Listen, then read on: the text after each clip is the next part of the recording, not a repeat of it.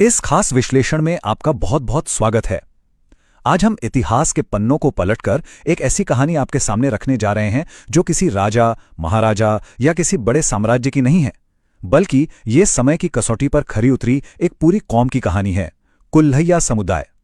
ये एक ऐसी जीवन यात्रा है जो सदियों पहले शुरू हुई और जिसने हर बदलते युग के साथ खुद को एक नए सांचे में ढाला है। जरा सोचिए, 1300 साल, इतने लंबे सफर में भला कोई समुदाय अपनी पहचान कैसे बनाता और बचाता है। एक ऐतिहासिक महाकाव्य के मुख्य किरदार की तरह इस समुदाय ने सदियों के राजनीतिक और सामाजिक बदलावों को सिर्फ दूर से देखा ही नहीं, बल्कि खुद को उन मुश्किल परिस्थितियों में ढाला है और सबसे बड़ी बात, आज भी अपना वजूद पूरी मजबूती के साथ कायम रखा है। अब आप शायद सोच रहे होंगे कि हमें इस 1300 साल पुराने इतिहास के बारे में कैसे पता। तो बता दें कि इस जानकारी का मूल स्रोत है कुल्हैया डेवलपमेंट ऑर्गेनाइजेशन द्वारा तैयार किया गया ये ऐतिहासिक दस्तावेज। यही वो बुनियाद है जो हमें इस समुदाय की उत्पत्ति, इनकी अनूठी संस्कृति और आज के समय में इनके संघर्षों का सबसे सटीक और जमीनी विवरण देती है। चलिए इस कहानी के पहले भाग से शुरुआत करते हैं, टोपी का रहस्य। क्या आप जानते हैं कि कुल्हैया शब्द का असली मतलब क्या है? इसका सीधा सा अर्थ है टोपी पहनने वाले। 17वीं सदी के उस दौर की कल्पना कीजिए जब यह समुदाय पूर्णिया प्रमंडल के इलाकों में आ बसा था। उस वक्त उनके सिर पर एक खास तरह की टोपी हुआ करती थी। उनके इसी अनोखे अंदाज को देखकर अंग्रेजों ने उन्हें कुल्हैया नाम दे दिया। मतलब उनका पहनावा ही हमेशा के लिए उनकी पहचान बन गया। इनका सफर ना सच में बहुत लंबा और दिलचस्प रहा है। 71 ईस्वी में मोहम्मद बिन कासिम के सैनिकों के रूप में सिंध की रेतीली जमीन पर कदम रखने से लेकर 17वीं सदी में बिहार की हरी भरी कोसी बेल्ट में बसने तक का सफर।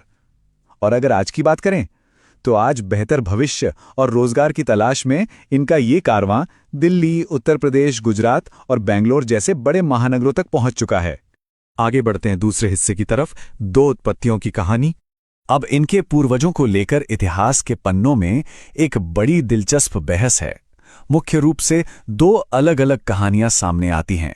एक तरफ कुछ विद्वान मानते हैं कि ये खलीफा अबू बकर सिद्दीकी के वंशज हैं और मूल रूप से अरब सैनिक रहे हैं। वहीं दूसरी ओर ओमेली जैसे इतिहासकारों का ये तर्क है कि ये कोसी क्षेत्र की स्थानीय हिंदू और कोल जनजातियों से धर्मांतरित हुए लोग हैं। ये दोनों ही थ्योरीज इनके अतीत को एक गहरा और रोचक रहस्य बना देती हैं। अब आते हैं तीसरे पड़ाव पर, सीमांचल का हृदय स्थल। अगर हम आज के आंकड़ों पर नजर डालें तो देश भर में इस समुदाय की कुल आबादी करीब 17 से 18 लाख के आसपास है और इसमें से एक बहुत बड़ा हिस्सा यानी लगभग 16 से 17 लाख लोग मुख्य रूप से बिहार के पूर्णिया, अररिया, कटिहार और किशनगंज में बसते हैं। आसान शब्दों में कहें तो बिहार इनका मुख्य गढ़ है। हालांकि काम धंधे की वजह से अब ये धीरे धीरे पूरे देश के नक्शे पर फैल रहे हैं। और यहीं पर इतिहास एक बहुत ही मजेदार मोड़ लेता है। बात 17वीं सदी के अंत की है, जब कुल्हैया सैनिकों ने एक भीषण युद्ध में नेपाली विद्रोहियों को पीछे खदेड़ दिया था। लड़ाई के बाद जिस जगह पर शांति संधि हुई उसे उस वक्त जंगबंदी कहा गया। क्या आपको यह नाम कुछ जाना पहचाना लग रहा है? जी हां, आज हम उसी जगह को जोगबनी के नाम से जानते हैं। यह किस्सा उनकी शानदार सैन्य विरासत का एक जीता जागता सबूत है।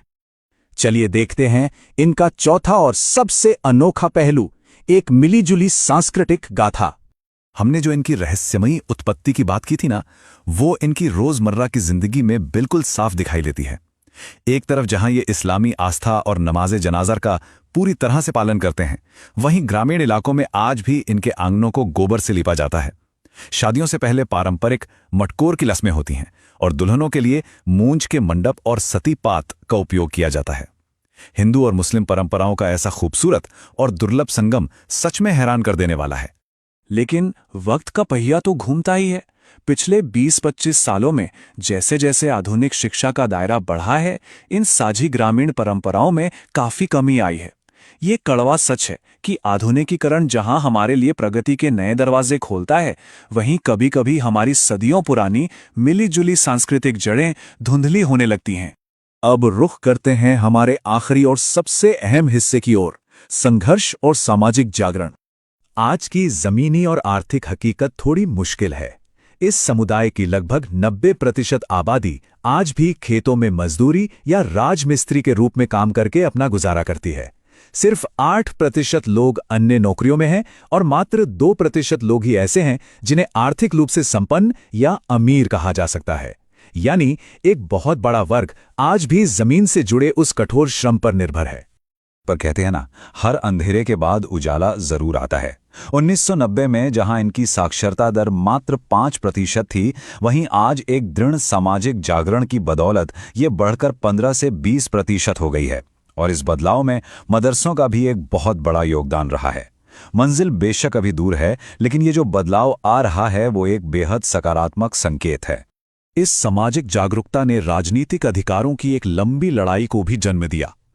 कुल्हैया डेवलपमेंट ऑर्गेनाइजेशन के नेतृत्व में चले कड़े संघर्ष के बाद 1996 में उन्हें बिहार में पिछड़ा वर्ग का दर्जा मिला। फिर 1999 में केंद्र सरकार से ओबीसी की मान्यता मिली और अंततः 2009 में बिहार सरकार ने उन्हें अत्यंत पिछड़ा वर्ग यानी ईबीसी में शामिल किया। अपने हक के लिए लड़ी गई यह एक बहुत बड़ी और ऐतिहासिक जीत थी। और इन तमाम संघर्षों के बीच भी इस समुदाय ने पीछे मुड़कर नहीं देखा। इन्होंने राष्ट्र को कई बेहतरीन मार्गदर्शक दिए हैं। संविधान सभा के सदस्य ताहिर हुसैन, सरहदी गांधी के नाम से मशहूर हसीमुद्दीन साहब और 1935 से 1960 तक लगातार विधायक रहे जियाउर रहमान, ये कुछ ऐसे नाम हैं जो साबित करते हैं कि इस कौम में नेतृत्व करने की और समाज को आगे ले जाने की कितनी असीम क्षमता है। तो 1300 साल लंबे इस बेमिसाल सफर को जानने के बाद अब हमारे और आपके सामने एक बहुत बड़ा सवाल आकर खड़ा होता है। जैसे जैसे आधुनिक शिक्षा इन पुरानी मिलीजुली परंपराओं की जगह ले रही है, अगले 100 सालों में कुल्हैया समुदाय की ये पहचान कैसे विकसित होगी? क्या आधुनिकीकरण की इस तेज रफ्तार में वे अपनी उस पुरानी सांस्कृतिक विरासत को बचाए रख पाएंगे या फिर उनका एक बिल्कुल नया रूप हमारे सामने आएगा? ये सवाल इतिहास के इस दिलचस्प पन्ने को भविष्य के लिए और भी ज्यादा रोचक बना देता है। आज के इस विश्लेषण में हमारे साथ जुड़ने के लिए आपका शुक्रिया।